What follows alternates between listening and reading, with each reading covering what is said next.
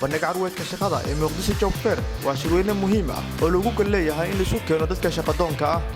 sida dadka qaxootiga ah ee dalka dib ugu soo laabtay barakacayaasha iyo dadka ku nool magaalada Muqdisho gaar ahaan dhalinyarada jaamacadaha ka qalin jabiyay madaxda dawladda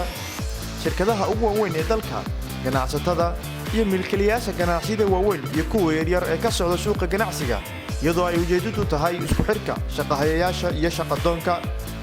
shaqa abuurka shuraakowga samaynta ganacsiyada iyo wadaagida fikradaha ganacsi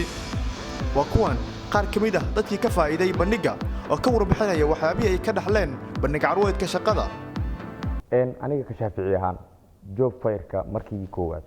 yani isma lahayn yani in shaqa Muqdisho ka helaysa yani kulli waxaan ku fikirayay goor inaan abuurto shaqa aniga ii gaar ah yani markaasna financially-na uma diyaarsaneen laakiin waxay igu dhiirigelisay in yani shaqa aan heli karo raadsado way qaababkii aan ku raadsan lahaa institutionadii aan yani apply garay lahaa ama shaqada aan ka heli lahaa marka alxamdulillah waxaan leeyahay kulley wax aad weyn aan ka faa'iiday barnaamijkaas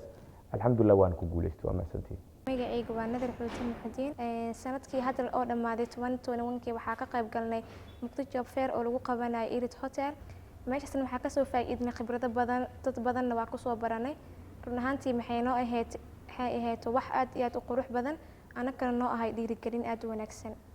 job fairka marka waxyaabaha uu naga anfacay waxyaabaha hadda meeshaas ka faa'iidnay waxay tahay in dad badan oo meeshaas aan ka baranay